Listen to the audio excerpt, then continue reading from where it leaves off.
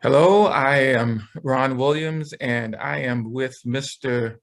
Mubariz Razvi, the CEO of Fiber Electronics LLC, a firm that is located in Baltimore City. How are you? I am well.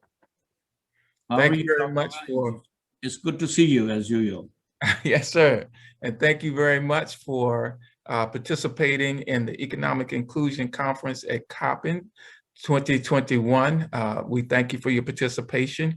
And our participants are very eager to learn about fiber electronics and what you do in the entrepreneurial ecosystem here in Baltimore and actually globally, how you contribute. Tell us about Fiber Electronics LLC. First of all, let me say, Dr. Williams, that it's an honor for me to be part of your team and be able to present our story. About 20 years ago, I put Fiber Electronics together. It's a manufacturing firm that manufactures fiber optic connectivity for the high-end customer in the telecom and data market centers. The customers are, for example, Sienna Corporation, Infinera, out of Sunnyvale, California, NCR, which again is a global company. And last but not least, is a small company, and I'm being facetious about it, called Facebook. So we're in that upper threshold of the strata where we are rated for 1 terabit transmission rates per fiber, which is not out in the market yet, but we are in that scope of things. And we manufacture the product in Baltimore. We supply it to our customers on a global scale. And that's pretty much where we are. Okay. And thank you. That's quite a list of clientele. And how did you choose the fiber electronics industry? And how have you seen it change over the years, over the 20 years that you've been in business? Dr. Williams, late 1900s, I was trying to get out of my business at that time, which was to deal with federal government for office space and stuff like that. And I wanted to get into an emerging technology. So I ran into some friends who were in the optical field, and we started having discussions. And they said, connectivity is going to be needed in this field for the next umpteen years. And when I say connectivity, it is a very loose and generic term because connectivity comes even at the end of a wireless telephone, even at the end of a satellite. And wherever you are, there has to be some optical connectivity. And that's where we come in.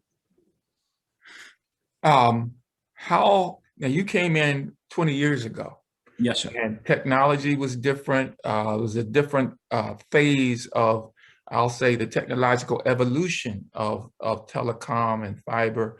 How have you seen it change over the past couple of decades? When we came into this field, we were so well honed in our capacity to produce a product that we even supplied China Telecom. Although my friend said to me, Raz, they're going to reverse engineer the product and compete with you. I said, yes, but till then I'm there. And it did happen.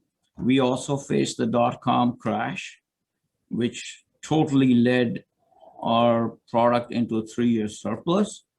So there, and then China started dumping product in the market space. So we've been through a lot of convulsions, but the end resultant is that we have survived. The industry overall is more robust, and there's a huge demand on the industry now because of, number one, there's a 5G rollout, as you might have heard, I'm sure. And number two, because of COVID, we're all working remotely. Look at us.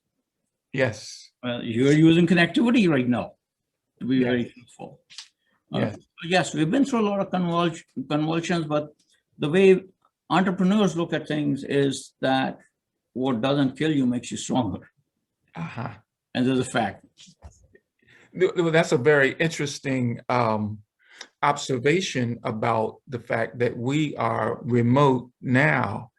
And I guess the pandemic or COVID-19 sort of pushed all of us off the cliff, so to speak, where we had no choice but to migrate to being remote. Do you see that continuing or being an opportunity in the future? Two parts of this is going to be continuing. Number one is the remote working is going to grow. Number two, the speed of data transfer. And number three, the rate of data storage. These are all going up exponentially, and they will go up for the next several decades. It's just the way the industry has evolved. And I would imagine that creates opportunities for... That creates huge opportunities both for industry itself, for employees to come in at perhaps entry level and go up through the ranks, and even become senior managers or become entrepreneurs for themselves. There's a lot of growth available now.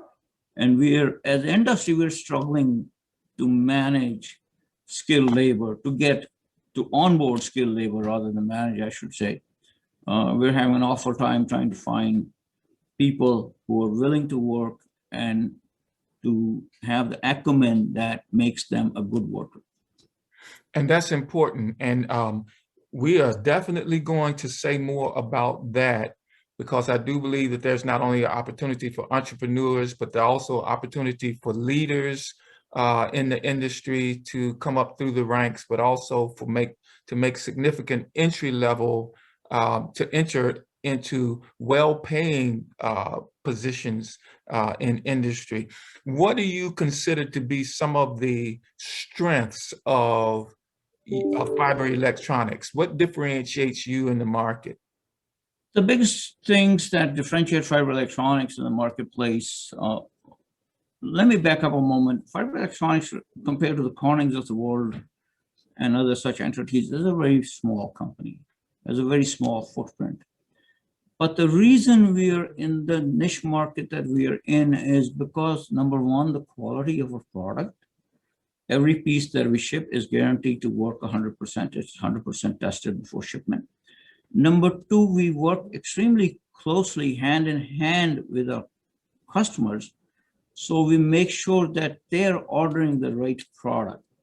They're not ordering something that doesn't fit their requirement. And so customer service and quality of product is the biggest thing. And third thing that is, again, a leading thing in our industry is that fiber electronics literally has the shortest turnaround time on their orders. 70% plus product is turned around the same day we receive the order, which is huge in the industry. Okay. So customer service and able to respond to the demands in the market are what is critical. We're very responsive to that. Let's pivot back to your comment before. You talked about the skills gap, the talent gap, the ability to find workers who have the appropriate training and the appropriate ability to operate in an emerging technology industry. Say more about that, and what do you see the role of institutions like Coppin State University and maybe other academic organizations? How can we play a part in that? Dr. Williams, this question has a lot of segments to it, but it's a fantastic question because that's what the industry is struggling with. In fact, all emerging sectors struggling with it. We are not being able to secure good employees. And the reason is not because they lack training, because we're all geared to train them. The major component that we're missing in our new workforce or today's workforce is good work ethics, good morals, good communication skills, all those things that we have named life skills. You and I put that name together as basic life skills. And the employers are struggling with this fact that we hire people and 2 days later, a week later, 2 weeks later, they either walk off the job or they cannot understand, they get frustrated. It creates its own issues. The employers are losing money, jobs are not being finished on time, and the employees in turn are back on the street without a job. So where entities like Carbon can really step in and help the industries is to prepare these folks with life skills. And the biggest thing, if I may say, in life skills is learn how to learn. When we try and teach these folks what they should know, they get offended because somebody used a certain tone of voice or somebody said something which they didn't care for. They are not used to the fact that in learning, there will be different tones at different types and different things will happen.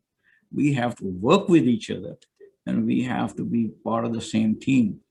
That is where Carbon can teach those life skills and help prepare them to come to the marketplace, and employers who hire them then have a better success ratio at teaching them the technology. And just to give you an example, the optics and the fiber optic technology sector starts an employment technician at the very basic level at about $20 an hour. And with due course experience and more studies, they can go up to a level 4, which will bring home anywhere between 120,000 to 150,000 a year. Now, these are very well paid positions. And as a whole, we're all struggling with it. I have spoken with NCR, I've spoken with Facebook, I've spoken with Sienna, Infinera, and they're all, Raz, help us. If you can teach this segment to them. So that's what brings me back to you. Well, I think that's very interesting because as a four-year institution, university, I think there is a definite role that can be played in terms of contributing to the solution to that issue. Because there's so many levels. There are the entry levels, there are the certifications that are necessary, the technical certifications that are necessary to perform certain functions, but also the learning the corporate culture is an important part of being productive in any environment. And even for, I believe, some of our students that are graduating, there are opportunities in the sector to provide leadership, management, perhaps even ownership in the sector that can also contribute to the fluency of relational skills and corporate skills that are necessary to make the whole industry grow. What role, now I think of Coppin as an academic institution, I think of Fiber Electronics as a corporate community potential partner. What role could the public sector play in bringing together those kinds of opportunities for everybody? The public sector, if we look at it from the top down, the mandate for the public sector is I'm talking about a global mandate, is the well-being of the populace. And one of the things that creates the well-being of the populace is to make the population fit well-paid jobs. And that's where the public sector needs to step in and start funding these processes, where the Coppin states of the world, especially USA, can have enough funding to provide this training, because the technical training, the industrialists themselves will provide. And it is rather easier than the life skills training, because 1 + 1 makes 1, but life skills is more conceptual and more ideological, if I may say, than building blocks. Yes. So public sector can definitely play a very nice role by helping us put all these programs together. And in return, we can give them measurable results. You know, I think as an educator, I put it into the language of cognitive learning, skills learning, psychomotor learning, and affective learning, and making sure that you hit all of those domains And some people use the terminology socio-emotional learning, but I think that is absolutely critical to be able to do that so that you can provide value to that sector. But this is, this is interesting. We could go on for hours, days, weeks at a time. Definitely. But at least it gives our participants a peep into the issues that are happening in an emerging technology sector. And I think that it's valuable information for us all. So we thank you for the time that you've provided. You have any parting words you want to leave with us? Yes, so first of all, my thanks to you and to Coppin State for having me as part of their team. And secondly, I look forward to working with you. Last but not least, if anybody's interested in collaborating with us, we're here, we're available. Both you and I will be delighted. So with that, I said thank you so much. Thank you, sir. Stay well. We'll be talking soon. All right. Thank you, sir.